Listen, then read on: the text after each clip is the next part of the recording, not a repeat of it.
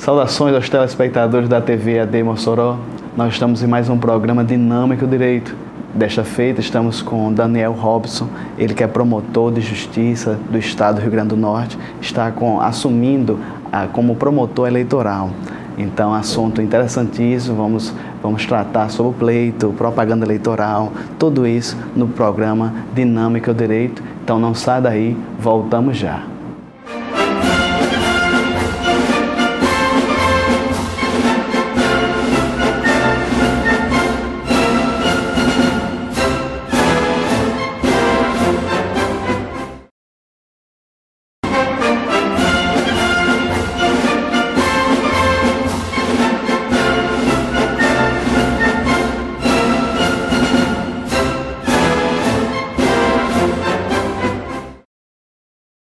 Estamos de volta com o programa Dinâmico Direito. Estamos aqui com o Dr. Daniel Robson, ele que é promotor de justiça do estado do Rio Grande do Norte e também é promotor eleitoral. Então, toda essa questão do pleito 2016 está sob a fiscalização do Ministério Público Eleitoral, da qual ele compõe. Dr. Daniel Robson, uma boa tarde, seja bem-vindo. Boa tarde, Nazeu. Muito obrigado pelo convite e boa tarde a todos os que estão nos assistindo. Dr. Daniel Robson, nós trouxemos já o Dr. Breno Valério, que atua como juiz eleitoral, mas nós não poderíamos deixar de também trazer um representante de uma instituição tão importante como o Ministério Público. Nós sabemos que a Justiça Eleitoral brasileira, ela é dividida com a ajuda de uma equipe, não tem uma equipe própria, né, doutor? Pega-se muitas vezes personagens da Justiça Federal, personagens da Justiça Estadual para compô-la. No TSE tem essa composição mista também, mas eu quero, a gente daqui a pouco, doutor, vamos nesse primeiro bloco falar um pouquinho sobre essa composição, como é que se integra o Ministério Público Estadual, mas nós não deixaríamos passar de conhecer, ter o prazer de conhecer o Daniel Robson. Doutor Daniel Robson, o senhor é natural de onde? Eu sou natural de Mossoró. Nasci, me criei e me formei aqui em Mossoró. Daqui da terrinha, aqui de Mossoró, temos esse prazer. Nós tivemos aqui o doutor Hamilton Sobrinho, que é juiz do trabalho, também natural da nossa cidade, magistrado trabalhista, e temos o prazer também de ter o senhor aqui, daqui representando a cidade de Mossoró. No Ministério Público são muitos sotaques, né? Muita gente do Ceará, outros da Paraíba, e o senhor representando o Rio Grande do Norte, a nossa cidade de Mossoró. E a sua formação, doutor, foi em qual faculdade? Foi na Universidade do Estado do Rio Grande do Norte, na UERN. Eu me formei em 1999, aqui na nossa UERN. O senhor aparenta ser jovem ainda. O senhor se formou quantos anos, doutor Daniel? Com 22 anos. Um rapazinho ainda? Era bem jovem. Como é que foi essa chamada para o Ministério Público, aos concursos públicos e mais especificamente da Promotoria de Justiça? O concurso público que eu fui aprovado aqui do Rio Grande do Norte, ele terminou no ano de 2002. Antes eu tive experiência em outros concursos também, e assumi. Já desde o início eu assumi substituindo também em Mossoró. Aí no caso, doutor Daniel, o senhor já tem essa visão, esse objetivo? Como surgiu o Ministério Público? Era qualquer concurso que vinha, magistratura, procuradoria, o primeiro que o senhor passou? Não, acho que não foi assim, né? Na verdade, na época da faculdade, eu tinha aquela dúvida, né? Eu sabia que o meu caminho profissional era na área do direito, mas ainda procurava me encontrar qual seria realmente a profissão a que eu iria me dedicar.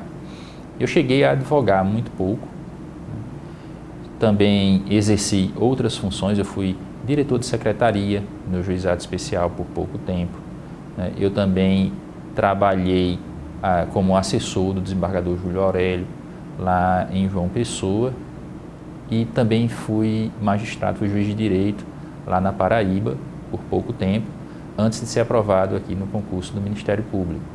Então, na verdade, o meu objetivo, logo após a formatura, foi seguir a carreira pública. Eu fazia concursos para a magistratura estadual e para o Ministério Público Estadual. Então, no caso, doutor Daniel Robson, foi por questão de local mesmo, de estar mais próximo da família? Foi sim, né? Eu sempre me inscrevia nos concursos que ficavam nos estados mais próximos ao estado do Rio Grande do Norte. Tanto da magistratura quanto do Ministério Público. Mas a decisão, né, o motivo que me fez realmente abraçar a carreira do Ministério Público foi porque eu tinha a meta de voltar para o meu estado, especificamente voltar para a minha cidade. Gosto muito da Paraíba, eu considero que eu sou filho natural do Rio Grande do Norte e filho adotivo da Paraíba, que me recebeu muito bem.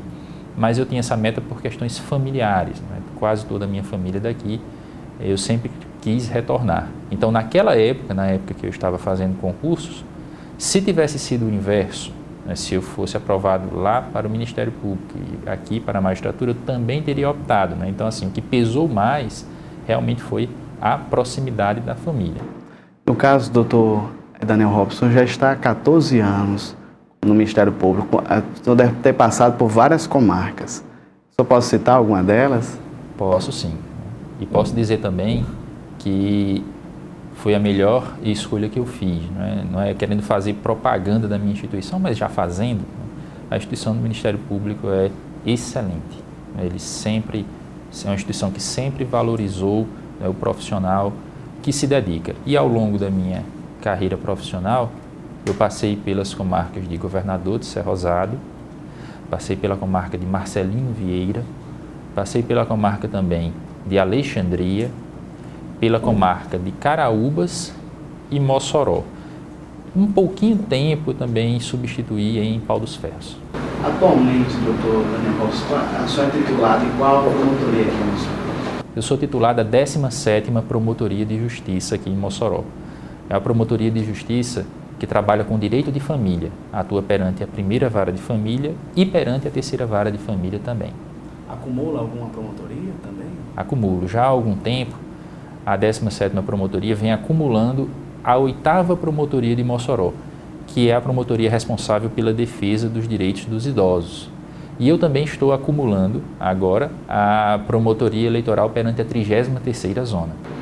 33ª Zona, que inclusive é o doutor Breno, se não me engano. Doutor Breno Valério é o juiz da 33ª Zona. O que é interessante, doutor, que coincidiu, né? Que você trabalhava junto com o doutor Breno perante as varas de família, que ele também é titulado da terceira vara de família, e coincidiu esse companheirismo seguido que vocês fazem. E esse companheirismo ele é anterior ao período dos concursos. Quando nós éramos estudantes, nós dois estagiávamos, nós fomos estagiários do Dr. Francisco Seráfico, que era juiz aqui em Mossoró. Então a minha amizade com o Dr. Breno vem de antes dos concursos. Logo após eu assumir como promotor de justiça titulado em Marcelino Vieira, o Dr. Breno também era juiz lá em Marcelino Vieira, né? E ele também substituía lá em Alexandria. E nós aqui em Mossoró nos encontramos também, ele como juiz de família e eu como promotor de família, aqui perante a terceira vara. Doutor Daniel Robson, agora voltando um pouquinho, já que o senhor introduziu essa questão que o senhor está assumindo o Ministério Público Estadual aqui, referente ao Ministério Público Eleitoral, como é que se dá a escolha, a indicação do Ministério Público Eleitoral? O Ministério Público Eleitoral, ele é chefiado a nível nacional pelo Procurador-Geral da República. E em cada estado da federação existe um Procurador Regional Eleitoral. Esse Procurador Regional Eleitoral, ele é sempre um membro do Ministério Público Federal, enquanto os promotores eleitorais são membros do Ministério Público Estadual. Então, essa característica de colaboração que existe entre os diversos órgãos, tanto do nível federal quanto estadual, para compor a justiça eleitoral, é uma característica muito própria, porque a justiça eleitoral, e no caso o Ministério Público Eleitoral, não tem corpo específico. De maneira que, em municípios maiores, assim como Mossoró, onde são vários os promotores de justiça, estabelece-se uma lista. E, de acordo com a antiguidade, a cada 2 anos, um membro do Ministério Público assume essas funções. Eu assumi agora em março de 2016 e serei o promotor eleitoral perante a 33ª Zona até março de 2018, quando então outro colega, que já está previsto na lista, me substituirá. No caso, o doutor Daniel Robson já pode nos detalhar aqui as atribuições não é apenas o pleito, né, doutor Daniel? O senhor relatou que são 2 anos que o senhor estará nesse cargo, nesse ofício, com essas atribuições. O senhor pode detalhar as funções perante a Justiça Eleitoral, do Ministério Público? A função do Ministério Público, ela é primordialmente aquela função fiscalizadora.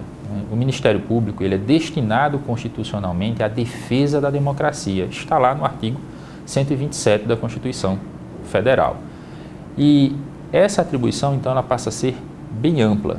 Mas é claro que, em período eleitoral, ela se torna muito mais intensa, porque o período eleitoral é todo regido por um calendário rigoroso, né? E também tem todo aquele clima de disputa eleitoral entre as pessoas que estão pleiteando, que estão se apresentando para assumir o cargo público.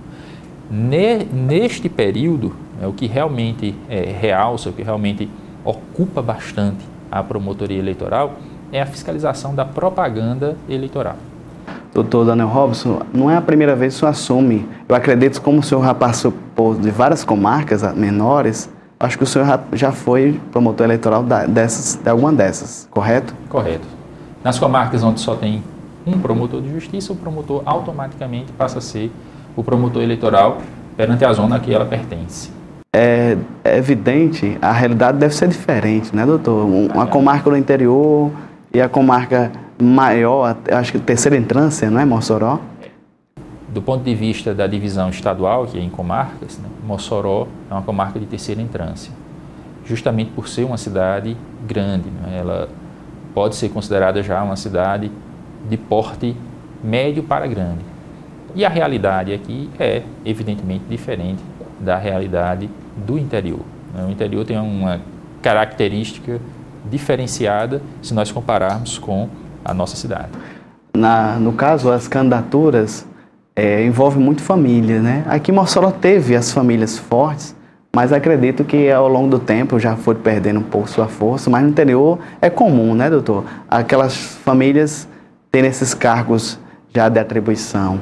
No caso, acho que é mais tranquilo, doutor? Interior, aqui, como o senhor interpreta a realidade? Eu interpreto da seguinte forma: cada eleição tem suas próprias características, tem sua própria história. Dentro de um mesmo município, nós podemos separar aqueles pleitos que foram mais agitados, né, mais cheios de problemas, e aqueles pleitos mais tranquilos. A minha torcida é sempre para que neste pleito agora que eu estou trabalhando seja bem tranquilo. Até o momento, doutor, eu estou vendo algo bem tranquilo, né? A gente pode adentrar no próximo bloco de algumas reformas, algumas peculiaridades do pleito. Mas acredito que tenha sido, até agora, até o momento, graças a Deus, vemos a tranquilidade, o pessoal exercendo a sua cidadania de maneira tranquila. O senhor já pode, eu sei que o senhor não vai citar casos concretos, né? Falar, mas a situação está boa, né? Está tudo sob controle. Sim, está sob controle e estará sob controle também. Mas realmente existe alguma movimentação quase que diária, né? Nós temos que lidar com alguma representação, algum tipo de problema. Mas nada extraordinário, nada que seja destoante da atividade que nós desenvolvemos. Então, estamos com o doutor Daniel Robson, ele que é promotor de Justiça do Estado do Rio Grande do Norte, que está com as atribuições também acumulando como promotor eleitoral. No próximo bloco, com a ajuda do doutor Daniel Robson, iremos falar um pouco, doutor Daniel, sobre o Código Eleitoral brasileiro. É o 5º código, se eu não me engano, nosso 5º Código Eleitoral. Vamos falar um pouquinho dele, algumas nuances, também a respeito do pleito de 2016. Então não sai daí, voltamos já.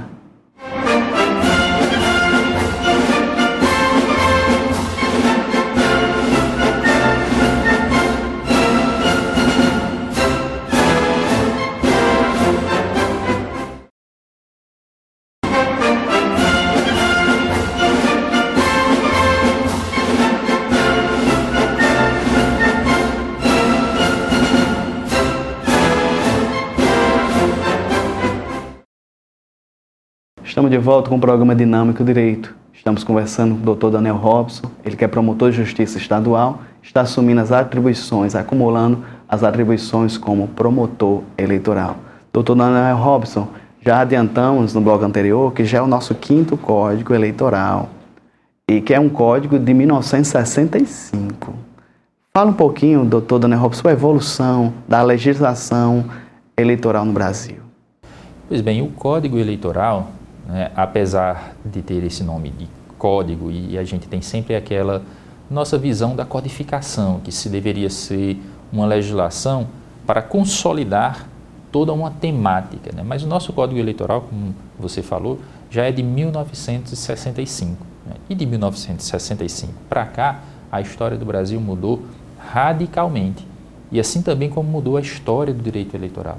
Então hoje nós podemos dizer que o direito eleitoral tem uma série de outras normas, uma série de outras leis que vigoram e que regulam todo o processo eleitoral, com destaque para a lei dos partidos políticos, lei das inelegibilidades e a própria lei das eleições, que é a lei 9.504 de 1997, né, que foi inclusive bastante alterada recentemente, e essa legislação ela acaba regulando, né, o processo eleitoral muito mais do que o Código Eleitoral, que hoje só vigora em parte, né, em uma pequena parte. Na verdade, existe um conjunto de normas para regular o processo eleitoral democrático na atualidade. E o que é interessante, doutor Daniel Robson, é que o TSE, ele, antes de cada pleito, ele também emite algumas resoluções, né? Como vai ser cada pleito. Em 2016 teve uma resolução, acredito que em 2018 também é dessa mesma maneira. Na verdade, o TSE, ele estabelece várias resoluções, né? O poder que o TSE tem de regulamentar as eleições faz com que ele estabeleça faz com que ele estabeleça resoluções temáticas, né? Então, há uma resolução que trata da propaganda eleitoral. Então, o TSE, quando ele, através de sua função regulatória, estabelece essa resolução, ele traz normas, ele consolida normas dos diversos diplomas normativos, onde ele coloca numa resolução só, e muitas vezes até entendimentos jurisprudenciais consolidados constam, né, nas resoluções. E essa resolução passa a tematicamente definir quais serão as regras para aquela eleição. Então existe a resolução que trata, como eu disse, da propaganda eleitoral, existe a resolução que trata do registro de candidatura e por aí vai. Doutor Daniel Robson, sempre teve um clamor da sociedade em tentar trazer transparência, segurança às eleições e aos pleitos. Na época de 2010, agora, a nossa história recente, teve um movimento de combate à corrupção eleitoral que, perante a internet, juntou milhares de assinaturas e fizeram um projeto de lei chamado que se chamou, né, denominaram Lei da Ficha Limpa. O senhor pode comentar algo a respeito dessa lei? É verdade, a Lei Complementar 135, né, que é a chamada Lei da Ficha Limpa, ela foi fruto de uma iniciativa popular muito interessante e muito impressionante. A sociedade brasileira, ela conseguiu se fazer ouvir junto ao Congresso Nacional, porque a sociedade brasileira, ela tomou uma posição muito clara no sentido de que algumas condutas ou várias condutas envolvendo autoridades políticas, a sociedade não tolerava mais, né? E a sociedade resolveu fazer valer o seu ponto de vista, que foi regulamentado ou que foi consolidado através dessa legislação paradigmática que é a Lei da Ficha Limpa. Vários juristas se juntaram, né, e fizeram uma proposta de lei e enviaram para o Congresso, né, que posteriormente foi promulgada a Lei da Ficha Limpa. Mas recentemente um dos ministros do STF disse que parece que foi feita por um bando de bêbados. Eu achei um pouco forte essa declaração dele, doutor Daniel. Normalmente, os profissionais da área jurídica tendem a se comportar de uma maneira comedida. Aqui ou acolá, alguns excessos praticados por um ou outro perante a imprensa acaba repercutindo, né, de forma até negativa. Houve outro ministro do Supremo Tribunal Federal que, no entanto, se manifestou de forma contrária, dizendo que se trata de uma lei sóbria.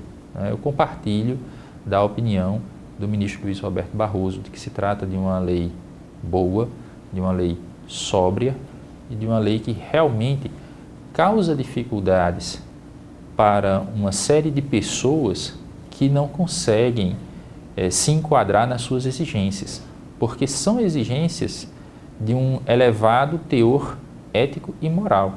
Mas esse elevado teor ético e moral é uma necessidade que a própria população, que a própria sociedade percebe em relação à classe política.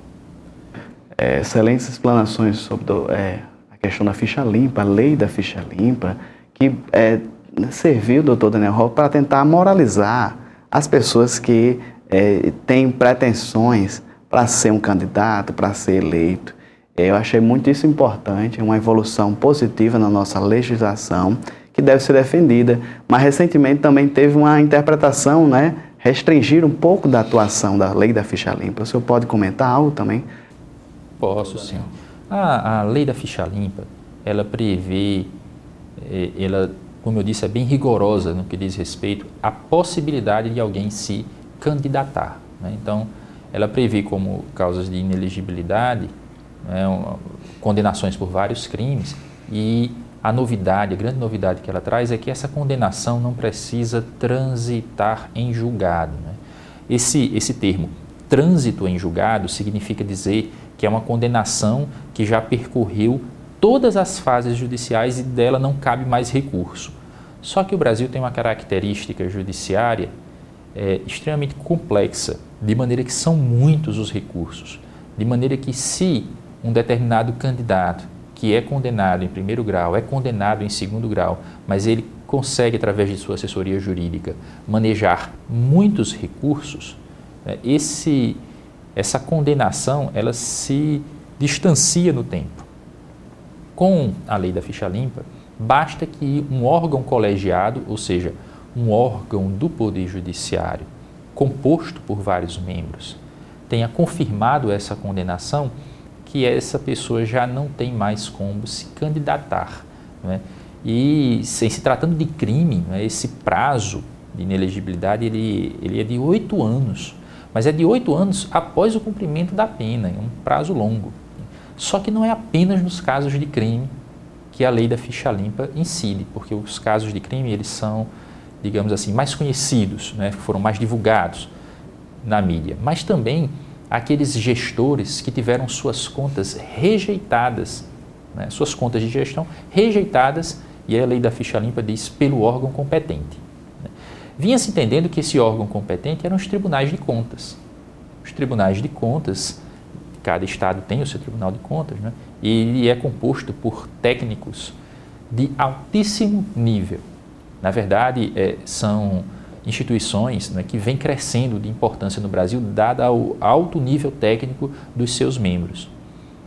E o Supremo Tribunal Federal acabou decidindo muito recentemente, por maioria de votos, não foram todos os ministros que entenderam dessa forma, que em caso de prefeito, a autoridade competente para julgar as contas não é o Tribunal de Contas, mas sim a Câmara Municipal.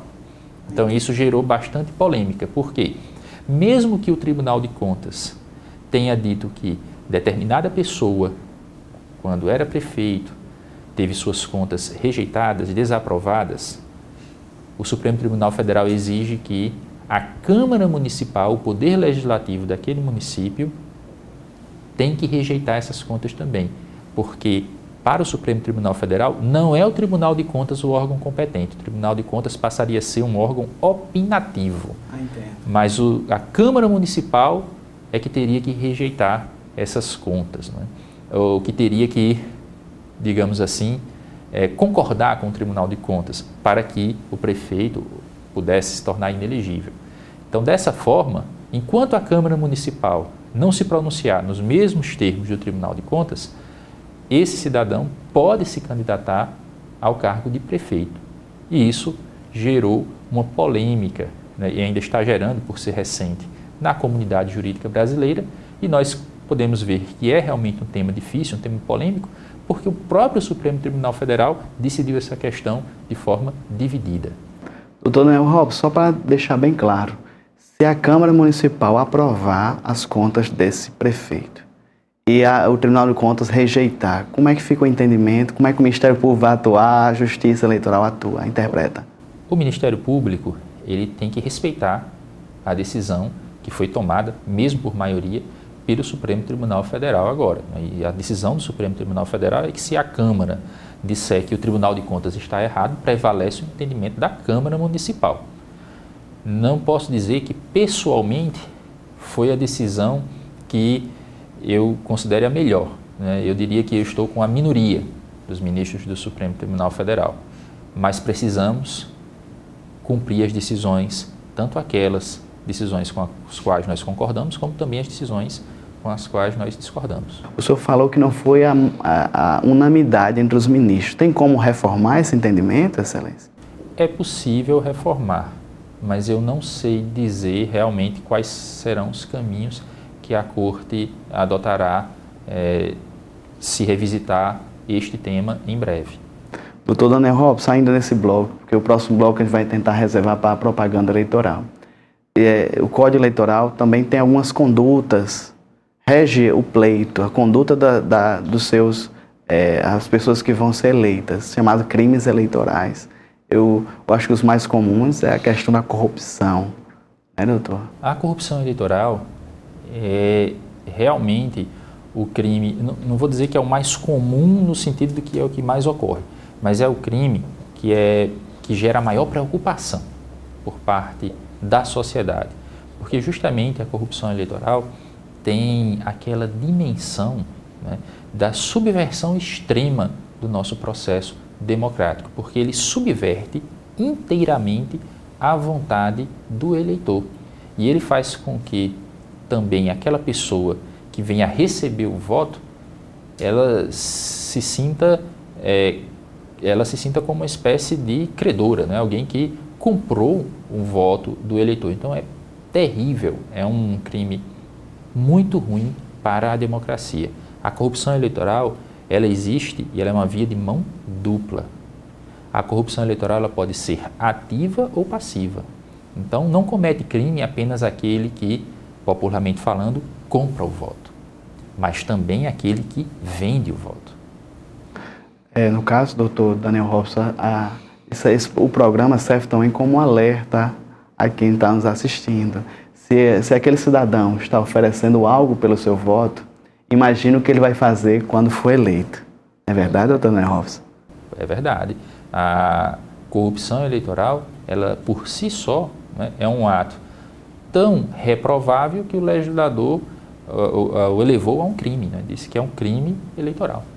No caso tem as penas, né? A pessoa pode perder a candidatura, perder o pleito. Como é que funciona, doutor? Quais as sanções?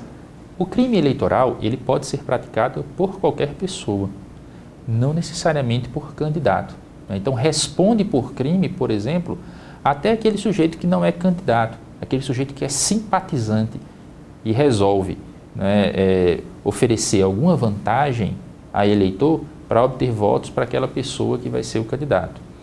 Quando alguém, no entanto, faz isso sendo candidato, além do crime eleitoral, né, ele responde pela captação ilícita de sufrágio, podendo ser cassado o seu registro ou até mesmo o seu diploma, se ele for eleito. Entendo. Doutor, acontece que é muito comum, não o próprio candidato, mas um terceiro em nome dele oferecer vantagens. Como é que o Ministério Público vai interpretar essa realidade? O candidato o candidato não comprovou se a ligação, o vínculo, mas o Ministério Público vai atrás, né? Vai investigar. Vai. Nesse caso é uma questão de prova. O crime ele não precisa ser cometido diretamente. O crime ele pode ser cometido por interposta pessoa. Mas se não houver qualquer tipo de elemento probatório que possa ligar um candidato a alguém que resolveu praticar o crime de corrupção, também não haverá processo. O processo ele depende de provas. O Ministério Público Eleitoral, por sua vez, faz a investigação, os órgãos policiais, porque no caso de crime eleitoral, quem investiga é a Polícia Federal. Então a Polícia Federal também investiga e se houver elementos probatórios, haverá acusação. Do contrário, não. Estamos com Daniel Robson, ele que é promotor de justiça estadual, está acumulando funções como promotor eleitoral. No próximo bloco, não sai daí, iremos tratar mais especificamente sobre propaganda eleitoral. Voltamos já.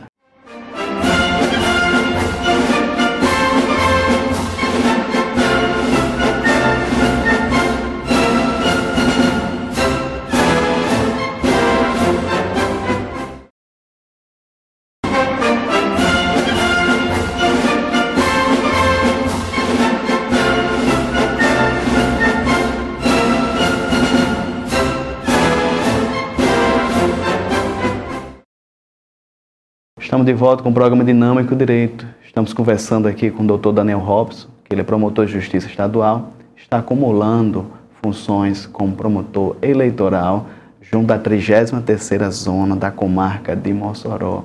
Dr. Daniel Robson, no último bloco a gente falou sobre a questão de crimes eleitorais, falamos sobre a lei da ficha limpa e agora vamos adentrar na questão da propaganda eleitoral.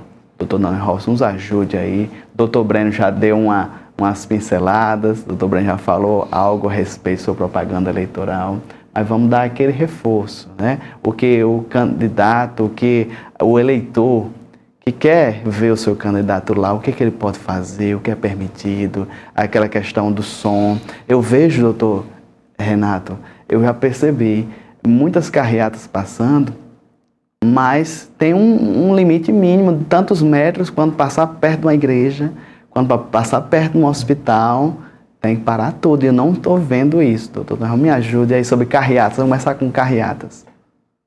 Tudo bem, a carreata é permitida. A carreata, a passeata, a caminhada são métodos tradicionais de propaganda eleitoral. Uma forma que os candidatos conseguem fazer com que várias pessoas ao mesmo tempo transmitam o seu apoio, a sua impressão a respeito daquele candidato. E não há qualquer restrição, não há qualquer vedação para a passeata ou para a carreata em si. A lei eleitoral diz que sequer é necessário pedir autorização à Justiça Eleitoral. Não é necessário. Mas precisamos fazer uma observação aí. A lei eleitoral diz que é necessário comunicar à autoridade policial com no mínimo 24 horas de antecedência. Para quê? Para que as autoridades policiais elas possam organizar o trânsito, organizar questões de segurança. Quando a gente fala em questões de segurança, pesa bastante o risco de que duas ou mais carreatas marquem, vamos dizer assim, sua movimentação para o mesmo local ao mesmo tempo. Então, justamente as autoridades, elas fazem essa avaliação e se houver um risco desse, aquela coligação, aquela candidatura que em primeiro lugar fez o requerimento, normalmente é quem tem prevalência. Aqui em Mossoró existe uma comissão de segurança que foi criada, junto até a 33ª zona, que é formada por vários órgãos policiais que recebem esses comunicados, justamente para evitar que haja algum tipo de transtorno. Nessas carreatas, nessas passeatas, pode-se utilizar o carro de som. A lei fala em carro de som, fala também em mini trio, diz respeito à potência. Nenhum deles pode ultrapassar a potência de 80 decibéis, que é o que a lei fala, que faz sua medição a 7 metros de distância. Aqui em Mossoró, quem tem a possibilidade de fazer essa aferição é a Polícia Ambiental, que também faz parte dessa comissão de segurança. Então, o limite para a utilização de carros de som, de mini-trios, é um limite que é considerado, de um lado, no que diz respeito ao volume, e de outro lado, no que diz respeito à distância, como nós conversamos, como você até mencionou. A lei eleitoral, ela proíbe que esses alto-falantes, esses carros de som, eles façam o barulho, eles façam a propaganda eleitoral a menos de 200 metros das sedes dos poderes, Poder Legislativo, Poder Executivo, Poder Judiciário, que ele faça esse barulho a menos de 200 metros de hospitais, de casas de saúde, e a menos de 200 metros de igrejas, escolas, teatros, esses enquanto estiver em funcionamento, se estiver fechada a escola, se estiver fechada a igreja. Também tem um limite de horário, que é das 8 às 22 horas. Respeitados esses limites, não há infração à legislação eleitoral. Mas se houver violação desses limites, há sim infração à legislação eleitoral. E qualquer pessoa do povo pode informar, a própria Justiça Eleitoral, já pode ser até direto no próprio cartório eleitoral. Existe também o sistema no site do TRE para fazer essa denúncia, para fazer essa comunicação, porque a Justiça Eleitoral tem o que se chama de poder de polícia. E poder de polícia é o poder de mandar fazer cessar na hora a violação à lei eleitoral. No caso, o popular, o cidadão que está vendo aquela situação, doutor, tem algum telefone para... O cidadão pode ligar para o próprio cartório eleitoral, né? Ele pode também se deslocar até o cartório eleitoral e ele pode também se valer da internet. É claro que é um pouco difícil no que diz respeito a carro de som pela imediatidade, assim, é um tanto difícil. Um carro de som que está se deslocando, passou, né, próximo a um local que não devia, e é muito difícil que realmente se consiga impedir de imediato. Mas não é difícil o cidadão comunicar, porque a Justiça Eleitoral pode, de repente, adotar alguma precaução no segundo momento. Por exemplo, aqui perto desta casa de saúde, está passando carro de som com frequência, né, utilizando de propaganda eleitoral.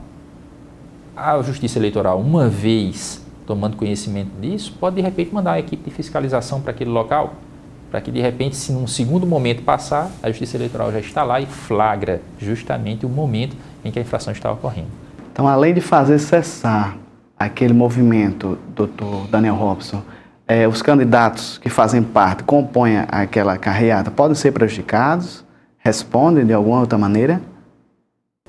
No caso da utilização de alto-falante... Abusos, né? Exatamente. No caso de abuso, né, nós temos que verificar se houve algum outro tipo de infração, que não seja só a infração à lei eleitoral. Porque a propaganda eleitoral exercida dentro da lei, ela não pode ser interrompida, ela não pode ser cessada, ela não pode ser perturbada. Mas a propaganda que é feita fora da lei, né, ela não está amparada, ela não está apoiada na legislação eleitoral. E se ela é irregular do ponto de vista eleitoral, ela também pode ser irregular diante de outros pontos de vista, né? Isso eu falo, por exemplo, no que diz respeito à questão ambiental, né? É possível que esteja ali havendo a violação às normas de direito ambiental. É possível até que haja violação às normas de trânsito, né? Muitas vezes o veículo não está de acordo com as normas de trânsito. Então, é necessário verificar a situação concreta. Doutor Daniel Robson, agora vamos tratar sobre a questão de redes sociais. Tem resoluções próprias do TSE a respeito? A resolução do TSE que trata da propaganda na internet é a mesma que trata da propaganda em geral. Ela trata da propaganda eleitoral e ela traz um capítulo sobre a propaganda na internet. Essa resolução, ela diz que a propaganda na internet, a manifestação, a livre manifestação de pensamento, né, é garantida, é assegurada, desde que seja feita ou no site do próprio candidato ou partido político, ou ainda em sites ou blogs ou até redes sociais de pessoas naturais devidamente identificadas. Tem que ser uma pessoa natural, não pode site de pessoa jurídica, muito menos se for de órgão público, aí é que não pode mesmo, né? Tem que ser site de pessoa natural. Tem que ser gratuita. A propaganda na internet jamais pode ser paga, né? Ela tem que ser espontânea, né? O próprio eleitor que, por alguma razão, quer fazer a propaganda do seu candidato, ele pode fazer isso nas suas redes sociais. É importante também que o eleitor evite, né, na sua manifestação de pensamento, uma postura ofensiva, porque uma postura ofensiva já não é mais livre manifestação de pensamento. Aí sim nós podemos incorrer, inclusive, em alguns crimes eleitorais. No caso, doutor, pode incorrer, depende da situação, em calúnia, difamação. Ele ao tentar expor o seu candidato, ele pode ofender algum outro, doutor? O Código Eleitoral prevê alguns crimes que estão relacionados ao mau uso, né, da propaganda eleitoral. O primeiro desses crimes que as pessoas costumam mencionar é a chamada calúnia eleitoral. O que é uma calúnia?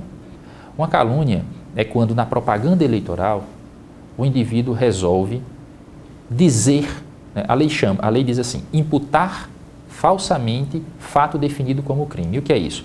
É você dizer que outra pessoa, um outro candidato, enfim, praticou um ato e esse ato é previsto em qualquer lei como um crime.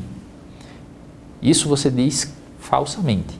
Então, quando você falsamente utiliza da propaganda eleitoral para fazer isso com outro candidato, você comete o crime de calúnia. O crime de difamação é quando você, na propaganda eleitoral, né, imputa ao outro candidato a prática de um fato considerado desonroso, né, de um fato que não necessariamente é crime, mas ele é um fato desonroso. Também não pode fazer isso.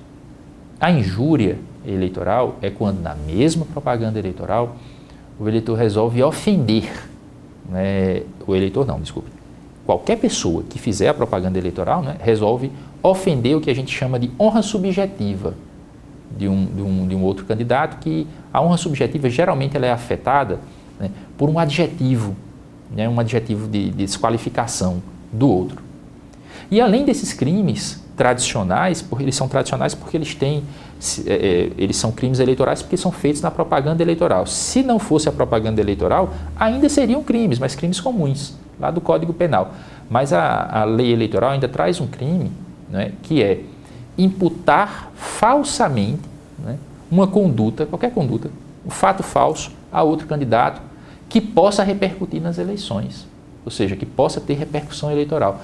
A legislação eleitoral ela tem essa característica, né, de, mesmo que o fato não seja criminoso nem desonroso, mesmo que não seja uma ofensa direta, mas é uma mentira que eu estou contando acerca de outro candidato, uma mentira que possa ter uma repercussão eleitoral muito grande.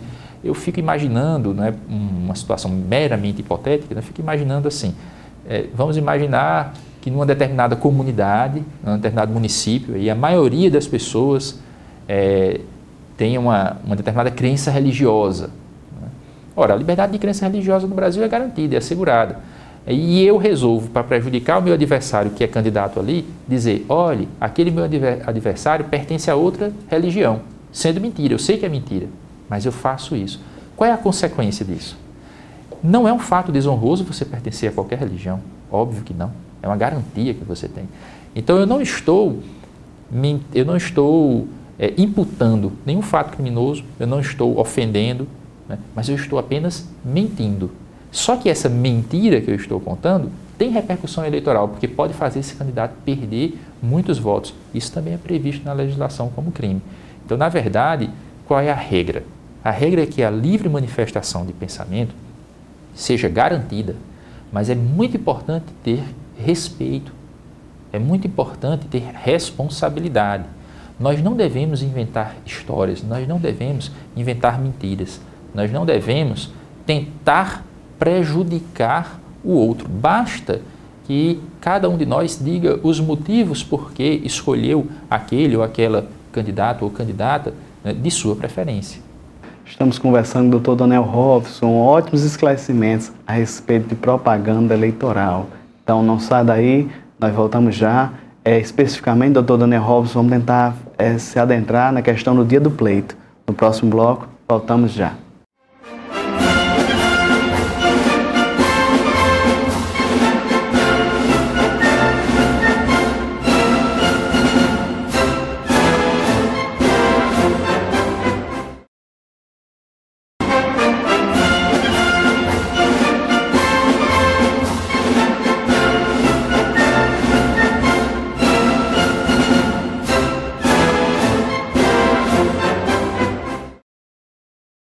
Estamos de volta com o programa Dinâmico Direito. Estamos conversando com o Dr. Daniel Robson e no nosso quarto e último bloco. Vamos já para as considerações finais. Mas, Dr. Daniel, ainda ficou alguma coisa a respeito ainda sobre propaganda, mais especificamente no dia do pleito. O que os candidatos podem, o que não podem, o que os eleitores podem fazer, boca de urna, é possível ainda, Daniel? Não. A boca de urna, né, a chamada boca de urna, a regimentação de eleitores e até mesmo a propaganda eleitoral no dia do pleito, ela não só é proibida, como é crime eleitoral.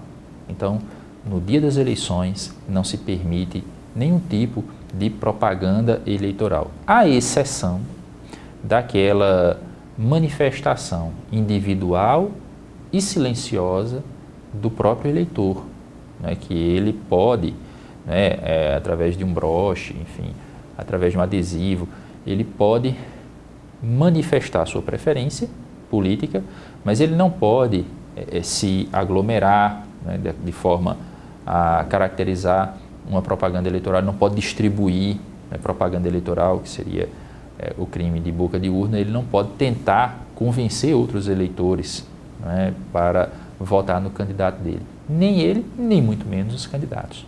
De maneira mansa, pacífica, você, telespectador, vai votar, vai exercer sua cidadania. Exatamente. Sem tentar cooptar, porque o dia da eleição é para ser um dia de tranquilidade.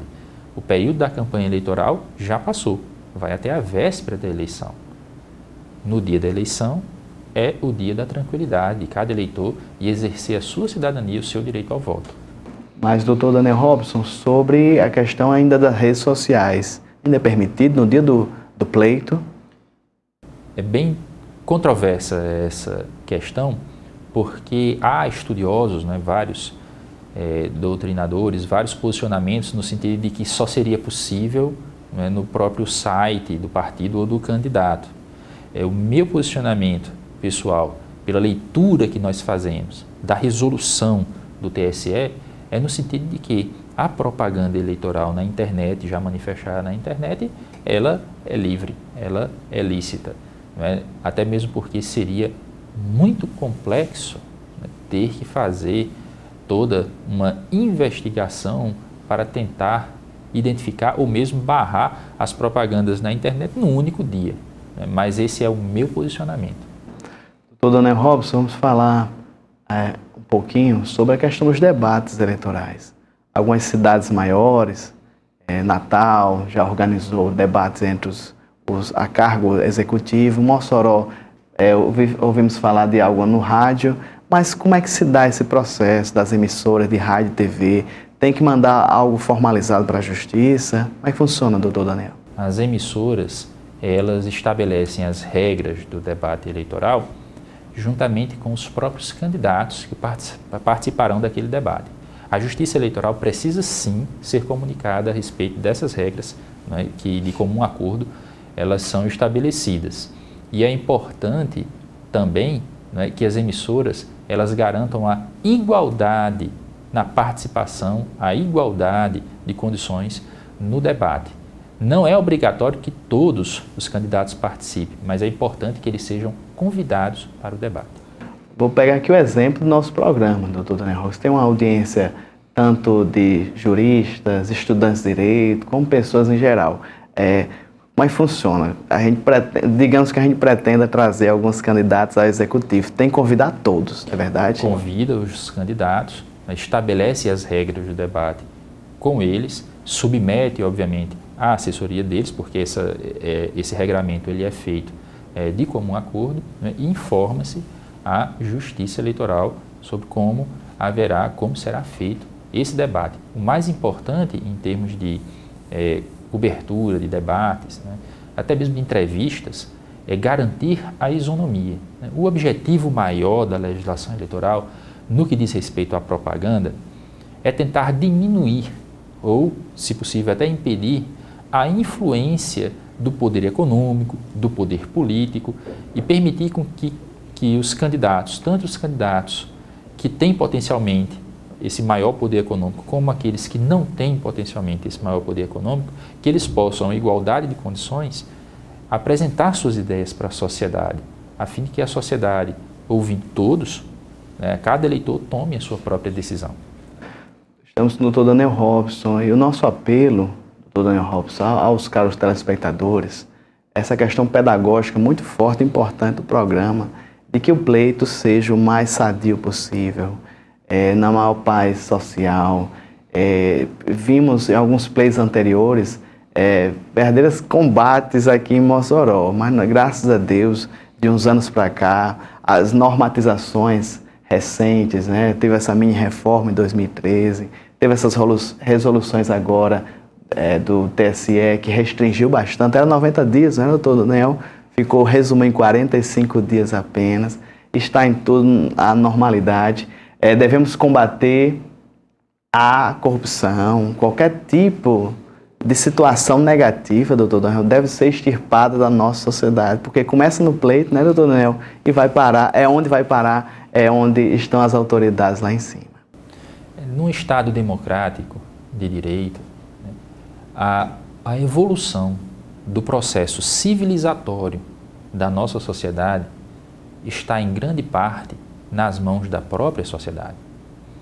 Se cada um de nós tiver a consciência de que esses conceitos que nós falamos, os conceitos para evitar a corrupção eleitoral, os conceitos para agir de forma correta, agir de forma civilizada, se isso realmente for tido como valor por cada um de nós, nós teremos uma sociedade melhor, cada vez melhor. Mas enquanto houver, né, aquela visão, é uma visão ultrapassada, de que essas palavras que eu acabei de dizer aqui, que você mencionou também, são palavras vazias, são palavras, são bobagens, né? Tem gente que pensa assim. E essas pessoas não contribuem para o nosso desenvolvimento civilizatório. Não há sociedade que realmente consiga vencer, que realmente consiga se desenvolver, se as próprias pessoas que fazem parte dessa sociedade não tiverem essa consciência, né?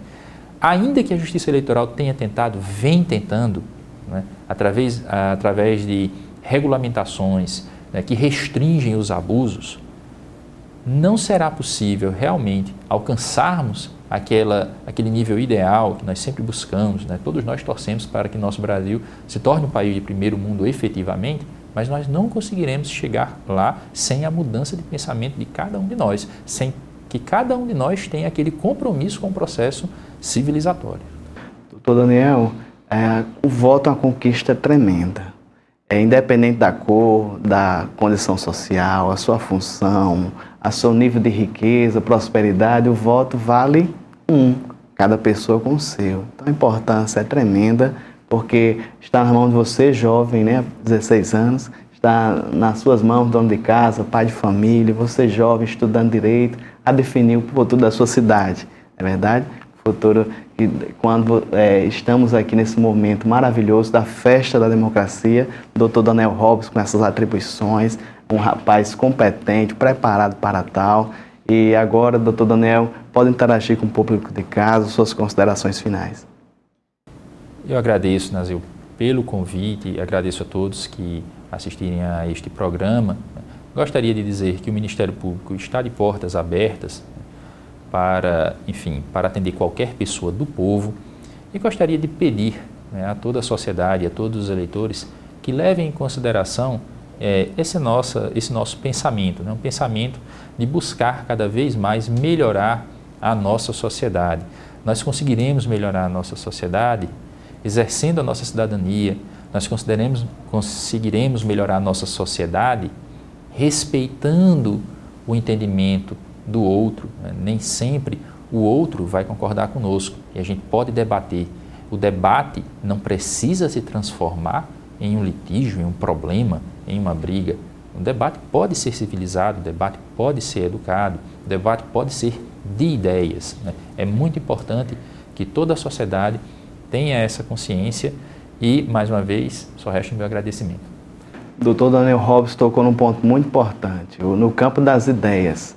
Nunca condenar a pessoa, né, doutor Robson? Reprovar a pessoa e muito menos entrar em conflito direto só porque a pessoa do seu lado pensa diferente. Eu já vi casos, doutor Daniel Robson, a pessoa na lotérica começar a falar de um candidato X, aquela outra se manifestar a favor e gerar quase as vias de fato. Mas, graças a Deus, existem programas como esse, né, que a gente abre as portas. Trouxemos o doutor Daniel Robson, com todo agradecimento. Antes já tínhamos trazido o doutor Breno, magistrado. Estamos felizes pelas informações que foram dadas. Doutor Daniel, o senhor vai voltar aqui, acredito, depois do pleito, possivelmente como o promotor do idoso. Acho que esse ponto ainda não tratamos no programa, já deixo aberto o convite. E você de casa, gostou do programa? Tema relevante, estamos se aproximando o pleito eleitoral. Talvez a gente trate ainda dessa temática tão importante. Eu acho que até o dia 2 de outubro teremos ainda que tratar um pouquinho mais, reforçar um pouquinho mais com outro agente público referente. Trouxemos aqui o promotor que atua junto à questão da justiça eleitoral, um promotor eleitoral, e sempre com essa preocupação de trazer o melhor do conhecimento para a população, para o estudante de direito, para os advogados, todos os agentes públicos que estão interessados nesse momento tão importante que é o pleito, que é as eleições. Então continue também na programação da TV AD Mossoró. E o Dinâmico Direito volta próximo sábado, se Deus quiser. Até breve.